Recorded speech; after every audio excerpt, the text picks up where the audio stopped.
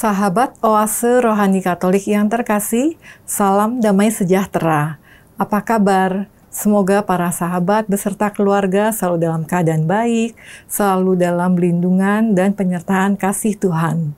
Senang sekali kita dapat berjumpa kembali pada hari ini, hari pekan ketiga Paskah. Bersama saya, Giovanna Sagita, dan Romo yang menjadi narasumber kita hari ini, Romo Diosesan Antonius Haryanto. Baiklah, sahabat Oase Rohani Katolik, kita sapa Romo Hari terlebih dahulu. Romo Hari, apa kabar Romo? Baik, Bu Gio, sehat. Dan tentunya pemirsa juga sehat semuanya ya. Iya Romo, Semangat. Puji Tuhan Romo. Ya, amin. Puji Tuhan. Puji syukur Romo keadaannya baik selalu, dan juga terima kasih Romo sudah mau hadir di tengah-tengah kita untuk menyapa para pecinta Oase Rohani Katolik.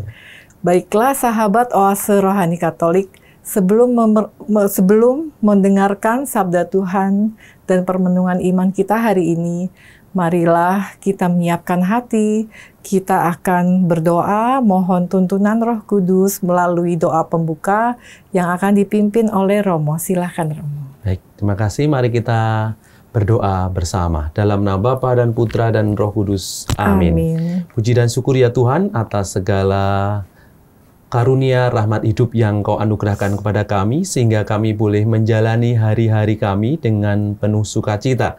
Kami mohon penyertaan-Mu ya Tuhan untuk membuka hati dan budi kami akan sapaan dan sabda-Mu atas kehendak hidup yang boleh kami jalani di dunia ini. Seperti banyak rasul yang telah mengalami pertobatan, seperti banyak orang yang mau berubah arah hidupnya untuk taat kepada Engkau. Kami juga mau terbuka ya Tuhan untuk menjadi perpanjangan tangan-Mu, sehingga hidup kami yang Kau ciptakan di dunia ini semakin berarti, semakin boleh memberkati, dan boleh semakin berkarya lebih baik lagi. Pakailah kami ya Tuhan, dan kami terbuka untuk Engkau rahmati, terbuka untuk Engkau berkati, supaya kami boleh semakin memberkati sesama di sekitar kami. Ini semua kami mohon dan perantaraan Kristus Tuhan dan pengantara kami. Amin. Dalam Bapa, Putra, dan Roh Kudus. Amin. Terima kasih Romo Hari sudah memimpin doa pembuka. Sahabat Oase Rohani Katolik, bacaan liturgi kita hari ini akan diambil bacaan pertama dari Kisah Para Rasul dan bacaan Injil dari Injil Yohanes. Baiklah, mari kita mulai permenungan iman kita hari ini. Antifon pembuka. Anak domba yang telah dikurbankan pantas menerima kekuatan dan kealahan, kebijaksanaan, keperkasaan, dan kehormatan. Haleluya. Bacaan pertama. Bacaan diambil dari Kisah Para Rasul. Ketika pecah penganiayaan terhadap jemaat, hati Paulus berkobar-kobar untuk mengancam dan membunuh murid-murid Tuhan.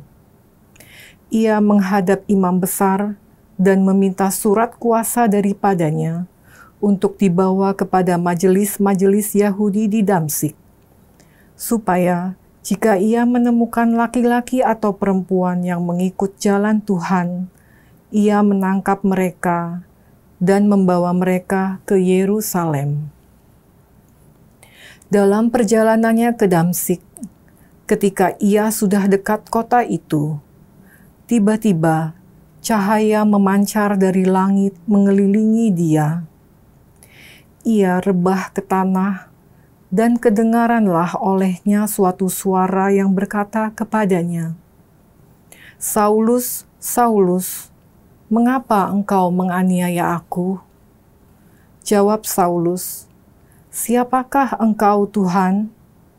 Katanya, "Akulah Yesus yang kau aniaya itu. Tetapi bangunlah dan pergilah ke dalam kota. Di sana akan dikatakan kepadamu apa yang harus kau perbuat."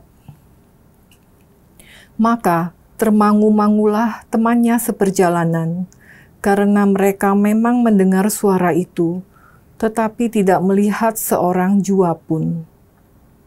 Saulus bangun dan berdiri, lalu membuka matanya.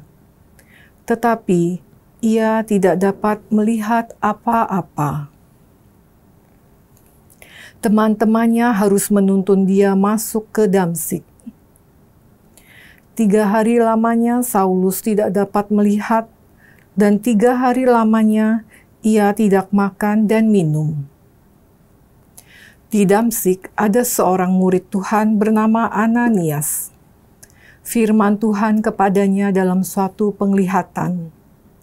"Ananias," jawabnya, "Ini aku, Tuhan." Firman Tuhan, "Pergilah ke jalan yang bernama Jalan Lurus, dan carilah di rumah Yudas seorang dari Tarsus yang bernama Saulus. Ia sekarang berdoa, dan dalam suatu penglihatan ia melihat bahwa seorang yang bernama Ananias masuk ke dalam dan menumpangkan tangannya ke atasnya, supaya ia dapat melihat lagi."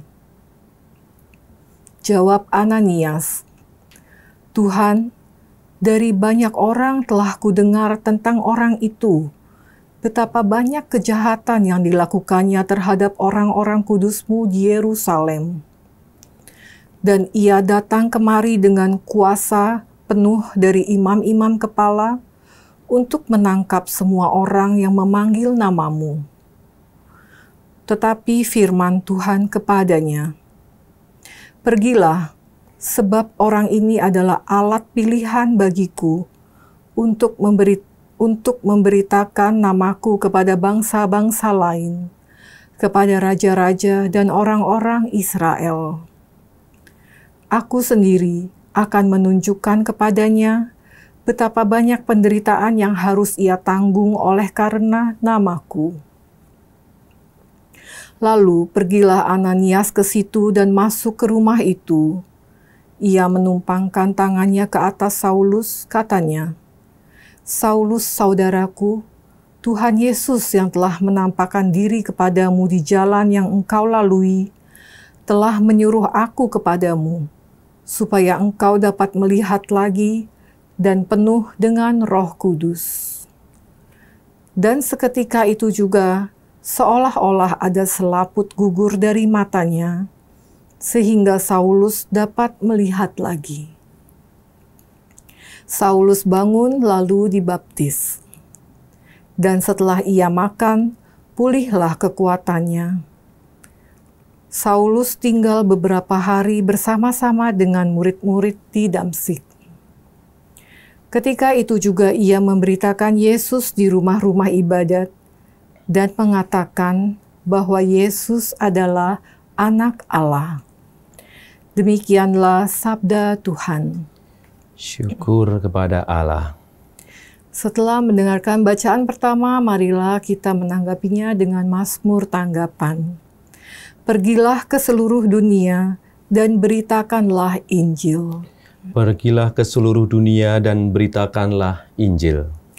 Pujilah Tuhan, hai segala bangsa, megahkanlah Dia, hai segala suku bangsa. Pergilah ke seluruh dunia dan beritakanlah Injil. Sebab kasih-Nya hebat atas kita, dan kesetiaan Tuhan untuk selama-lamanya. Pergilah ke seluruh dunia dan beritakanlah Injil. Sahabat Oase Rohani Katolik yang terkasih, sekarang marilah kita siapkan hati dan budi kita untuk mendengarkan bacaan Injil yang akan didahului dengan bait pengantar Injil oleh Romo. Haleluya, haleluya, haleluya, haleluya, haleluya, haleluya. Haleluya, haleluya, haleluya, haleluya, haleluya, haleluya. Barang siapa makan dagingku dan minum darahku, ia tinggal di dalam aku, dan aku di dalam dia, sabda Tuhan. Haleluya, haleluya, haleluya, haleluya, haleluya,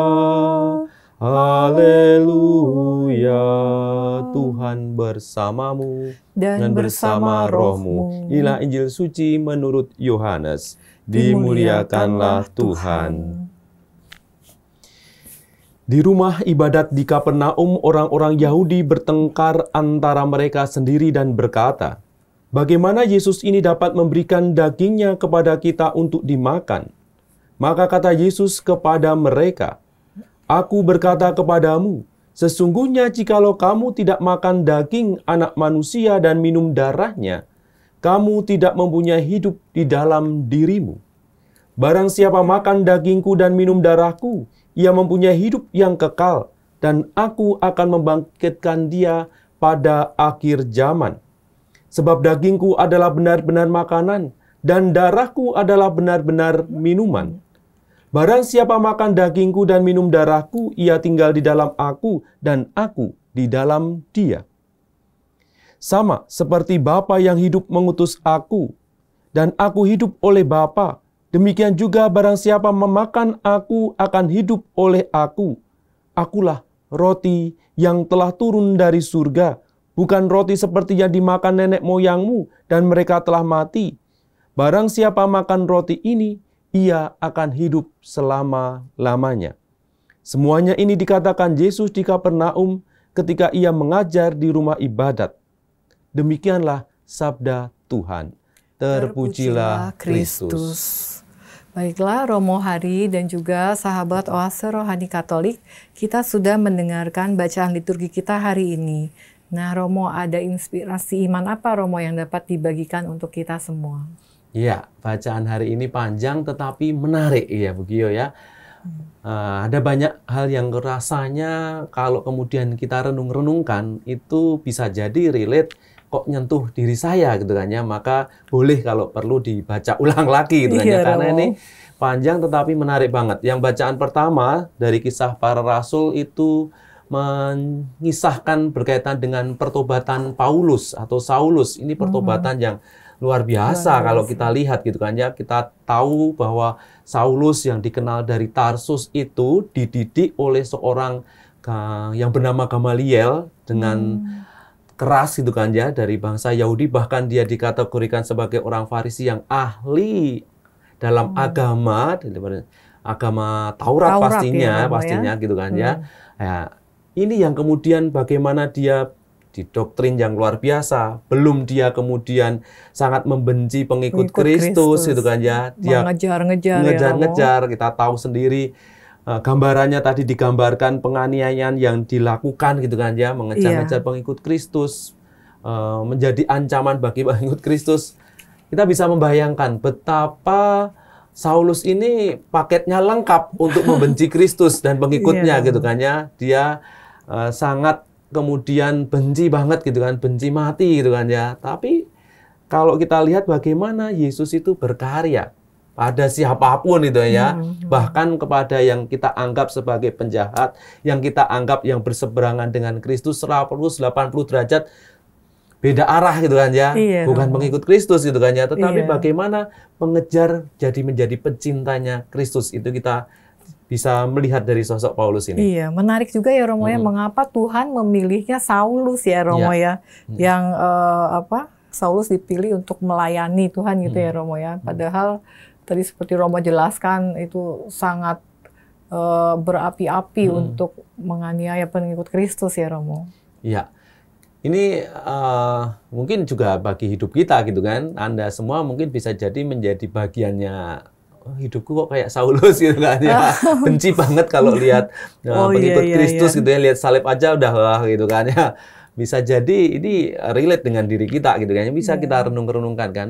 Tetapi juga bisa jadi pula Tuhan ini menunjukkan kepada kita bahwa tidak hanya yang kemudian setia selalu yang saya pakai, tidak hanya yang kemudian setengah-setengah gitu kan ya, atau yang agamanya KTP lah gitu kan ya, yang saya pakai gitu kan ya, tetapi bahkan mereka yang tidak mengenalku, bahkan membenciku pun aku pakai gitu kan. Kalau dulu saya baca cerita-cerita atau dokumenter gitu kan di tahun 70-an, saya belum lahir juga gitu kan ya, ada namanya Kusni Kasdut kalau nggak salah dulu sosok ini tuh penjahat kaliber luar biasa gitu kan ya, yang ya membunuh, ya merampok dan sebagainya. Jadi memang diburu oleh polisi dan sebagainya karena tindakan kejahatannya dan sebagainya. Tetapi bagaimana sosok ini akhirnya bertobat dan menjadi pengikut Kristus, dan akhirnya juga membelakkan mata banyak orang untuk menjadi inspirasi. Oh, ternyata Tuhan itu selalu memberi kesempatan kepada siapapun, bahkan kepada yang kalau dalam ukuran kita nggak termaafkan gitu kan ya. Dalam ukuran kita udah dosanya segunung tinggi banget gitu kan ya, udah nggak mungkin ada pengampunan. Tetapi lagi-lagi kalau mau bertobat, Tuhan membuka segala kemungkinan, dan persis pertobatan yang diambil oleh Saulus tadi. Iya, luar biasa Romo, bagaimana kuasa dan rahmat Tuhan ya Romo ya, kalau sudah memilih seseorang, dia mampu mengubahkannya ya Romo. Betul ya. Banget. Kemudian Romo, saya juga terlintas pertanyaan juga, bagaimana sih sebenarnya peristiwa di Damaskus ini bisa mengubah pandangan seorang Saulus, Romo? Ya, tentunya tadi kita mendengarkan bagaimana Yesus yang menampaki, bahkan kemudian memanggilnya gitu kan ya, Saulus, Saulus, mengapa engkau menganiaya aku gitu kan ya. Itu sudah menjadi pertanyaan yang rasanya menggedor gitu kan ya. Kadang-kala dalam hidup kita itu, kalau kita pas tenang, duduk, diam gitu kan ya, kita itu kadang-kala itu suara hati, rasa gitu kan, kadang-kala kita itu digedor gitu kan ya. Kenapa sih kok kamu melakukan itu? Kenapa sih kamu bertindak seperti itu? Dan sebagainya. Ini bahkan Tuhan bersuara pada Saulus. Iya, dan terdengar juga oleh teman-temannya. Gitu ya. Jadi kata kunci yang menarik adalah apakah kita mau peka pada itu dan mau mengikuti itu. Nah, kalau Saulus mengatakan, wah ini hanya kebetulan aja, ini hanya halusinasi bisa jadi gitu kan ya, maka mungkin dia meninggalkan momen itu gitu kan, momen pertobatan itu. Tapi Saulus berani mendengarkan itu, berani mengikuti itu, dan luar biasa lagi, Tuhan itu mengirim seseorang yang menjadi malaikatnya tadi ya, Ananias gitu kan ya, jadi malaikatnya gitu kan ya. Nah, kalau memang kita sudah peka mendengar mau bertobat dan sebagainya, jangan ragu bahwa Tuhan juga mengirim malaikat-malaikat di sekitar kita gitu kan ya. Bisa jadi dia kemudian pernah menegur kita, bisa jadi dia kemudian membantu mengarahkan kita dan sebagainya. Itu kan menjadi malaikat-malaikat. Ya, jadi Bugio gitu kan ya. Oh, ketemu teman gitu kan ya. Kok dia sharing dan kemudian mengingatkan. Why not gitu kan ya. Kadang-kadang kita merasa, kamu nyindir aku, kamu menjatuhkan aku. No. Kadang-kala Tuhan itu mengirim orang menjadi perpanjangan tangannya untuk mengarahkan diri kita. Ini yang harus kemudian kita itu membuka diri. Jangan kemudian langsung negatif thinking gitu kan ya. Langsung menanggapinya kayaknya langsung pahit hati gitu ya Romo ya. Ketika orang tua mengingatkan atau menasihati, wah orang tua tuh hanya ngomong doang, atau kemudian orang tuaku hanya benci aku kadang gitu kan ya. Susah Romo, itu biasanya anak-anak muda ya Romo ya. Cepat Padahal Tuhan sedang mengirim orang untuk meluruskan hidup kita. Seperti Tuhan mengirim Ananias gitu kan ya. Sehingga Saulus dibimbing gitu kan ya, dibimbing dalam pertobatan itu. Kita kan nggak bisa kemudian, ya sudah aku bertobat Tuhan gitu kan ya. Kita perlu bimbingan. Ketika kita mau jadi Katolik, kita perlu guru agama, untuk katekumennya, ada katekisnya gitu kan ya.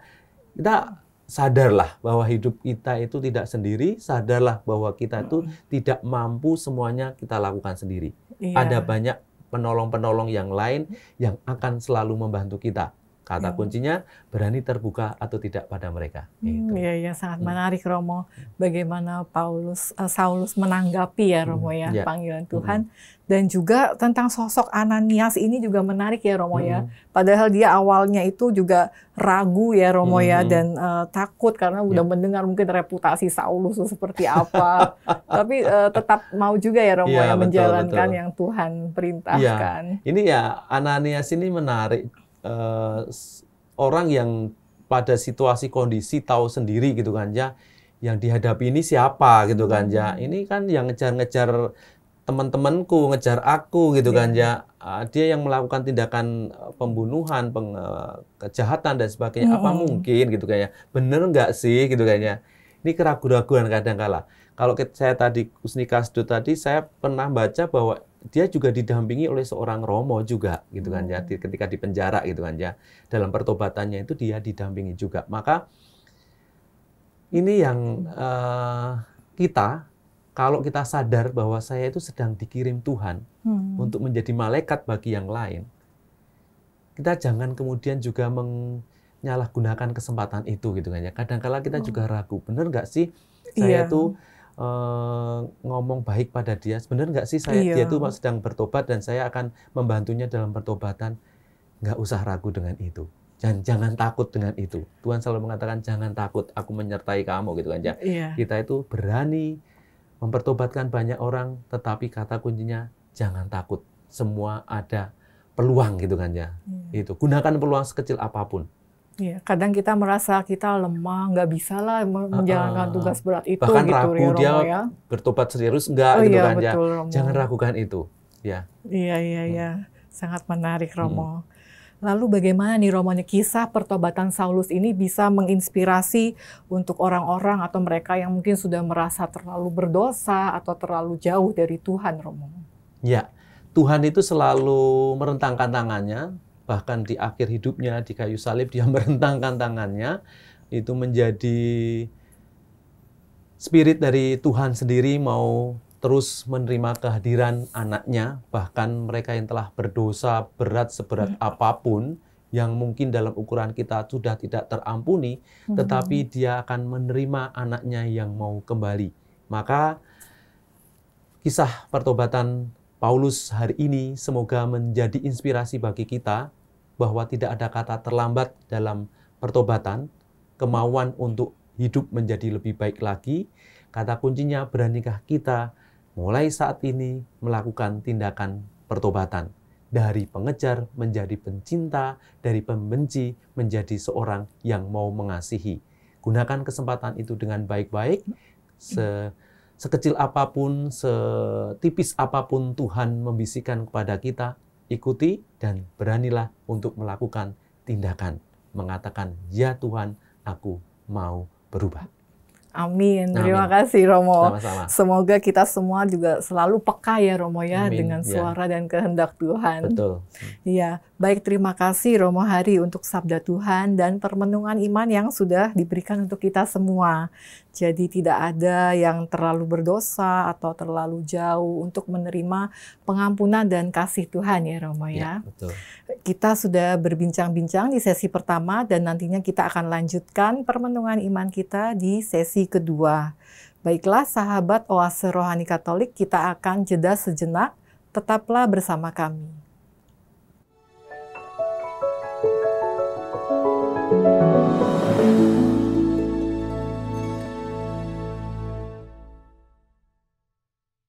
Sahabat Oase Rohani Katolik yang terkasih, marilah kita lanjutkan permenungan iman kita pada sesi kedua, masih bersama dengan Romo Diosesan Antonius Haryanto dan saya Giovanna Sagita.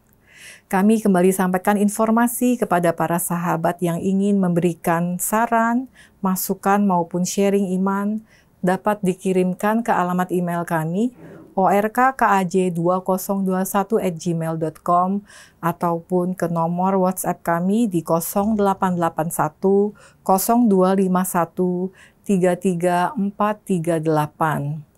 Nah, Romo Hari, setelah tadi di sesi pertama kita sudah banyak mendengarkan nih Romo nih, inspirasi iman dan semangat dari Rasul Paulus ya Romo ya. Di sesi kedua ini kalau dari bacaan Injil ada inspirasi iman apa Romo yang dapat dipelajari? Ya, kalau kita mendengarkan bacaan Injil dari Injil Yohanes tadi, kita melihat bagaimana totalitas Yesus, Tuhan kita gitu ya, totalitas mencintai dan mengasihi dan bahkan menyertai hidup manusia. Nah, kalau kita lihat kisahnya tadi kan seperti Ekaristi yang selalu kita rayakan itu ya.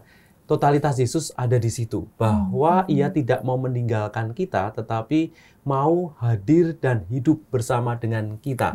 Maka dia menjadi berkat bagi kita tidak hanya sekedar roti yang dulu dimakan oleh bangsa Israel, nenek moyang kita ketika di padang gurun ada mana gitu kan ya, yang setelah makan kenyang, mungkin beberapa jam lagi kemudian lapar lagi gitu kan ya, atau makanan yang kita tanam, kita olah, kita makan, berapa jam kemudian kita lapar lagi gitu kan ya, bisa makan mungkin kita 10-15 kali gitu. Tetapi ia menjadikan dirinya santapan bagi kita. Tubuhnya menjadi santapan bagi kita supaya kita tidak mengalami yang namanya kelaparan, tetapi kenyang, tetapi terpenuhi, hidup kita itu kemudian bersatu dengan Allah sendiri. Dia total mau mencintai kita, ia mau ambil bagian dan menjadikan dirinya menjadi santapan bagi kita. Iya, baik Romo.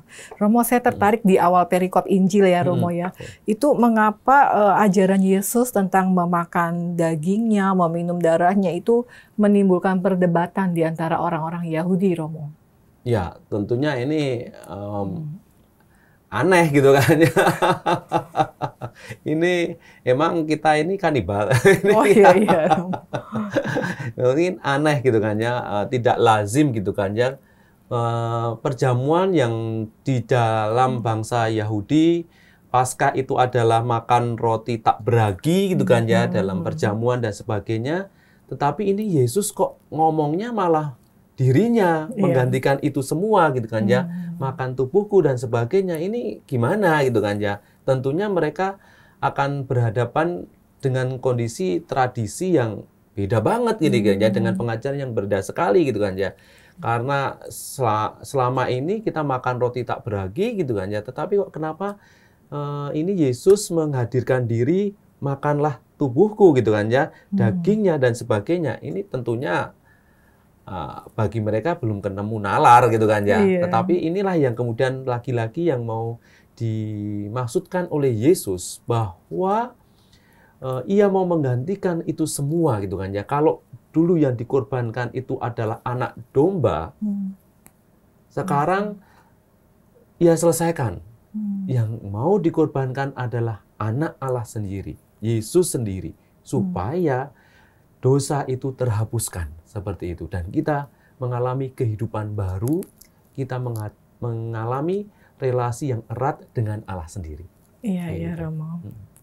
Kemudian Romo, apakah Ekaristi yang kita rayakan selalu setiap minggu, setiap hari, itu adalah merupakan pelaksanaan langsung Romo dari apa yang Yesus sabdakan di perikop Injil ini, Romo? Ya, ini menjadi bagian perintah ketika perjamuan akhir kata Yesus ya, untuk mengenangkan peristiwa ini gitu kan ya. Eucharistian itu adalah syukur gitu kan ya. Ini adalah syukur bahwa perjamuan, bahwa Ekaristi itu adalah syukur bagi kita, peristiwa syukur.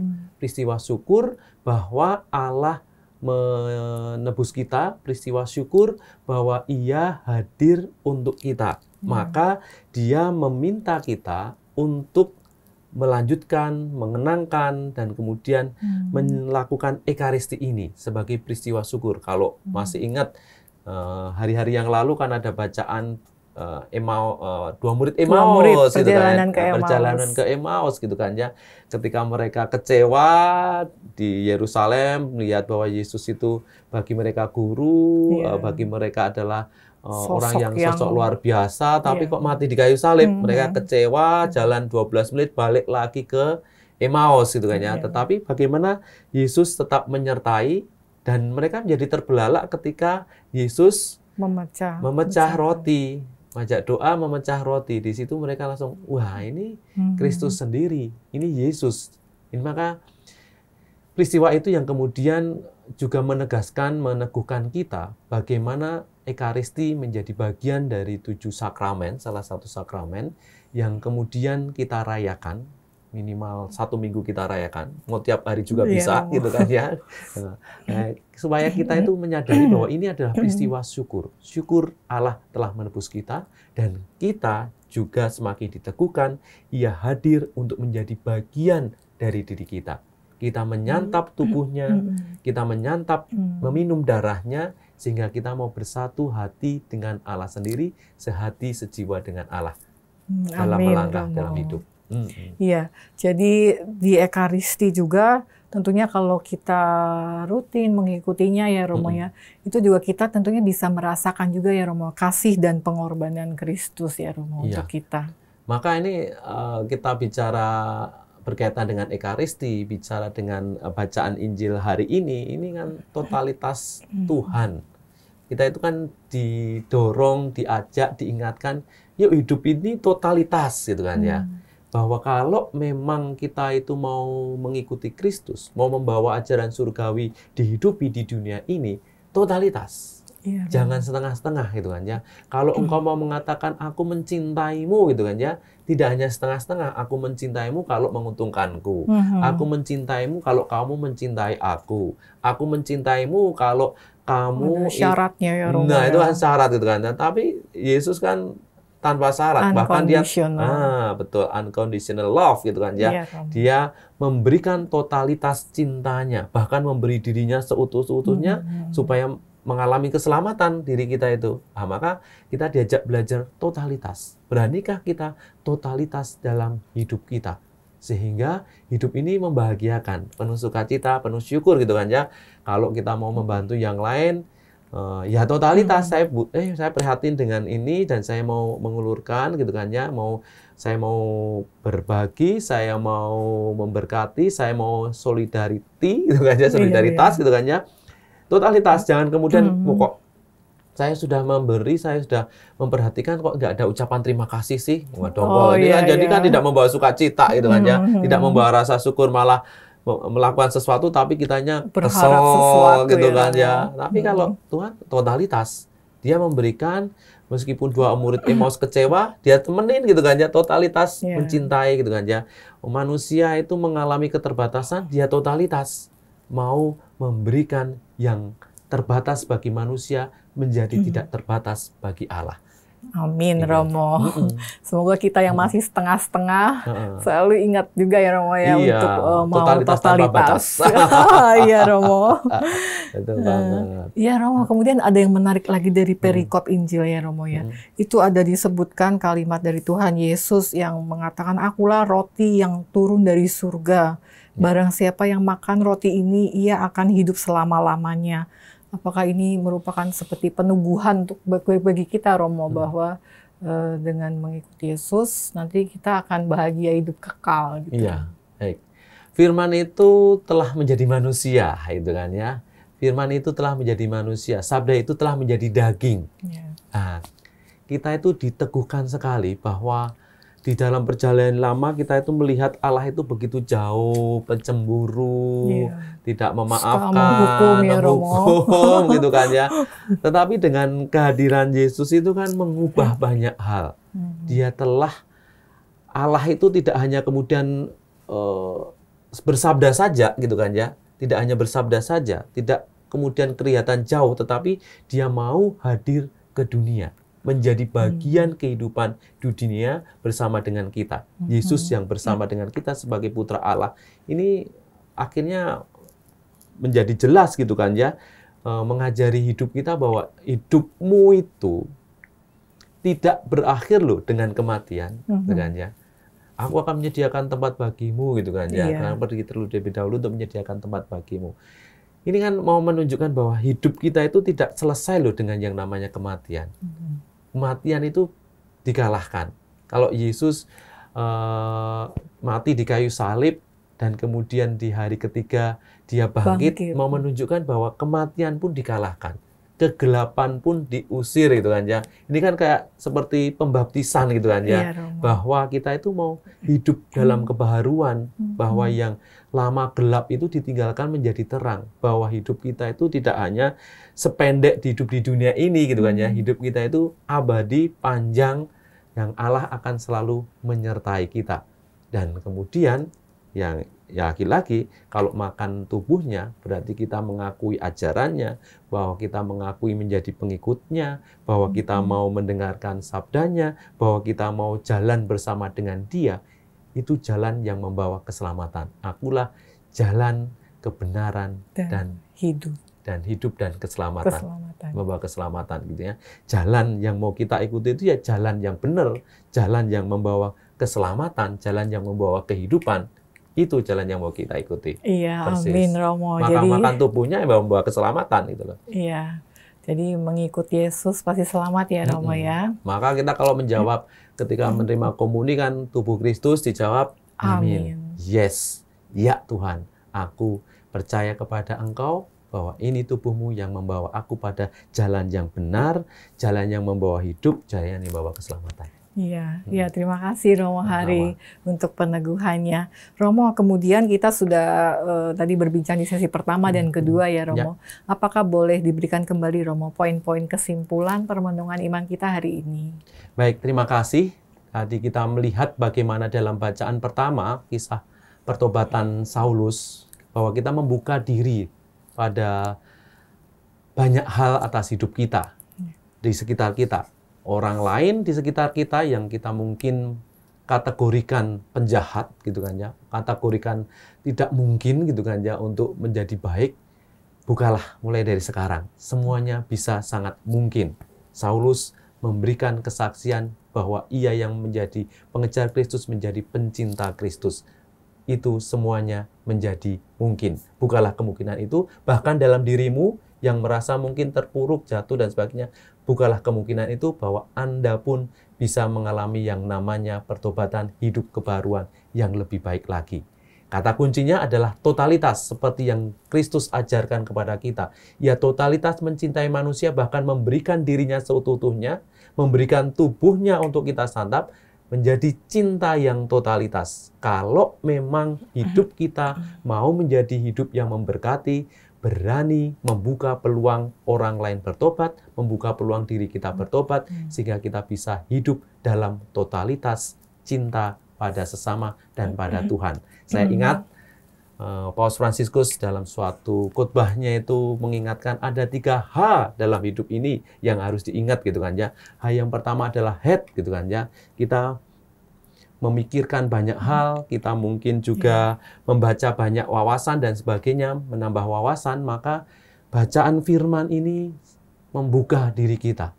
Hari ini kita mendengarkan sabda Tuhan, membuka diri kita, membuka kepala kita gitu kan ya, pemikiran kita dan sebagainya. Maka buka itu.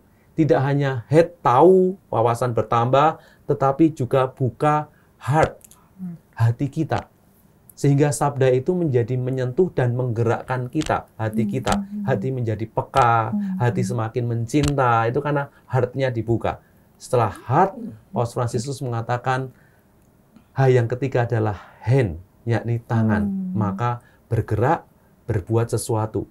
Paulus akhirnya berbuat sesuatu untuk mencintai, mewartakan kabar sukacita. Kalau kita lihat bagaimana Paulus melakukan 3 perjalanan besar, dia menempatkan diri tidak hanya di kalangan Yahudi, bahkan di luar Yahudi, Yunani, dan sebagainya, supaya menerima kabar gembira sukacita ini, gitu kan ya. Dia mewartakan ke banyak tempat dengan tentunya banyak ancaman, banyak masalah, tetapi dia berani untuk menjalankan itu. Dia berani bergerak, tidak hand, gitu kan ya. Hidup kita juga diajak untuk bergerak, tidak hanya tahu wawasannya head, tidak hanya kita menjadi makin peka, heart kita juga kemudian memahami itu, tetapi juga perlu hand.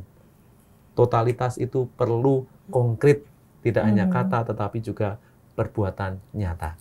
Semoga kita mampu melakukan head, heart, and hand. Terima kasih. Terima kasih Romo. Jadi semoga kita selalu ingat ya ajakan dari Romo tadi tentang head, heart, dan hand. Ya, baik, kita akan menutup oase rohani Katolik kita hari ini dengan memohonkan berkat penutup serta doa penutup dari Romo. Baik. Mari kita berdoa. Ya Tuhan, kami bersyukur pada hari ini Engkau bukakan pikiran, hati, dan budi kami untuk melihat banyak hal yang telah Engkau berikan kepada kami. Engkau utus para kudus-Mu untuk menyadarkan kami, untuk meneguhkan kami bahwa ada banyak peluang bagi kami untuk mengikuti Engkau. Betapapun besar dosa kami, Engkau terbuka untuk memberikan pengampunan. Betapa besar kesalahan kami, Engkau membuka hati untuk perbaikan diri kami. Semoga kami menjadi Paulus-Paulus selanjutnya, menjadi rasul-rasul-Mu selanjutnya yang setia untuk mewartakan kabar gembira-Mu. Dan kami boleh menjadi saksi bagi sesama kami. Dan dengan merayakan Ekaristi, kami semakin mencintai Engkau yang hidup di dalam diri kami, dan kami mampu untuk berjalan sesuai dengan apa yang Kau kehendaki, berkarya untuk masyarakat, untuk lingkungan kami, untuk keluarga kami di dunia ini. Pakailah ya Tuhan kami untuk Engkau utus. Semoga kami semakin menggunakan apa yang Kau anugerahkan kepada kami, mulai berpikir, membuka wawasan, menggunakan hati kami untuk semakin mencinta dan peka atas kehadiran-Mu dan atas keprihatinan sesama, dan kami mampu bergerak dengan tangan, dengan segala daya upaya yang telah Engkau anugerahkan. Pakailah kami ya Tuhan, dan kami siap untuk menjalankan. Tuhan bersamamu dan bersama roh-Mu. Semoga kita semua, keluarga kita, dan segala karya baik kita selalu dilindungi, dibimbing dan diberkati Allah Bapa yang Maha Kuasa, Bapa dan Putra dan Roh Kudus. Amin. Sahabat Oase Rohani Katolik yang terkasih, terima kasih sudah setia bersama kami di permenungan iman kita hari ini. Terima kasih juga kami ucapkan pada tim teknis yang telah mendukung kelancaran acara kita hari ini. Kita akan jumpa kembali di program Oase Rohani Katolik edisi berikutnya. Kami pamit undur diri, selamat melanjutkan aktivitas para sahabat dan Tuhan Yesus memberkati.